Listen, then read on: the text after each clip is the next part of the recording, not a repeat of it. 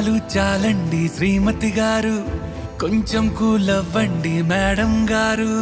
చామంతి నవ్వే విసిరే మేరు, కసిరేస్తూ ఉన్నా బావున్నారు.